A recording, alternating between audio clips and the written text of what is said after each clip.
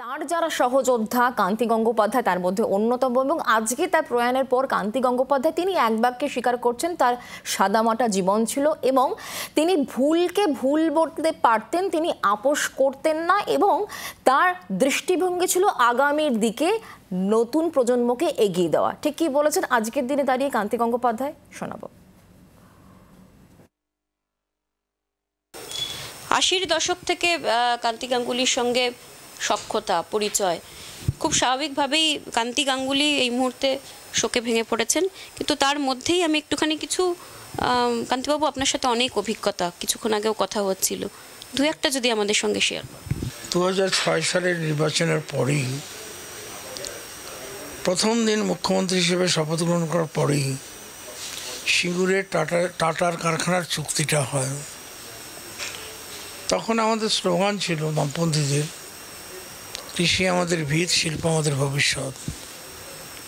বুদ্ধবাবু স্বপ্ন দেখতেন, আর স্বপ্নটাকে বাস্তবায়িত করার জন্যই কত দ্রুত কল কারখানা, ভারী শিল্প গড়ে তোলা যায় তার উদ্যোগ নিয়েছিলেন।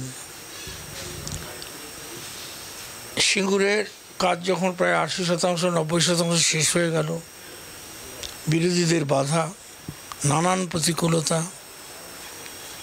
শুধু সিঙ্গুর কেন, শালবনী থেকে শুরু করে নানান ধরনের ইস্পাত কারখানা, এটা সেটা জিন্দালদের এসব। তো 2011 পরে সিওপিডিতে তিনি মারাত্মক আক্রান্ত হলেন, কয়েকবার হাসপাতালে ভর্তি হলেন। আমার মাঝে মনে হয় সবসময় বাড়িতে ছিলেন, শয্যাশায়ী, চিকিৎসা চলছিল ঠিকই, কিন্তু তার ভিতরে বোধহয় একটা সবচেয়ে যন্ত্রণা কাজ করতো। আমি বাংলার বেকার যুবক যুবতীদের জন্য কর্মসংস্থানের ব্যবস্থা করতে চেয়েছিলাম, ওরা করতে দিল না, বাংলার ভবিষ্যৎ নষ্ট হলো।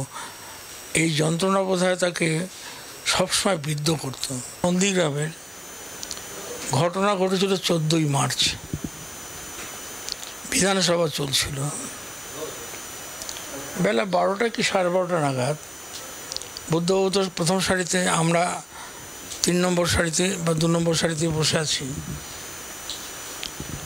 বোধহয় স্বরাষ্ট্র সচিব বুদ্ধবাবুর কানে কানে কিছু বললেন, বুদ্ধবাবু উঠে তার নিজের ঘরে চলে গেলেন। ইতিমধ্যে সংবাদটা এসে গেল যে নন্দীগ্রামে 14 জন মারা গেছে।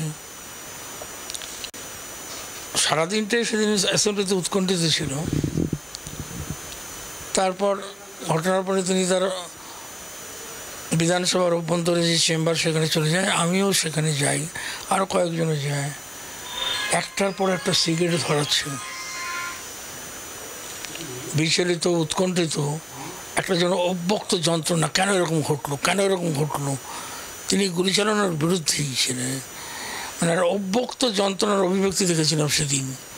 আমরা একটা কথাও বলছি না, শুধু একটার পর একটা তিনি সিগারেট ধরিয়ে যাচ্ছেন। আর এই সিগারেটটাই তার জীবনের বোধহয় অভিশাপ হয়ে গেল সিওপিডির ক্ষেত্রে। সেদিন বুঝতে পেরেছিলাম মানুষটা কত সংবেদনশীল।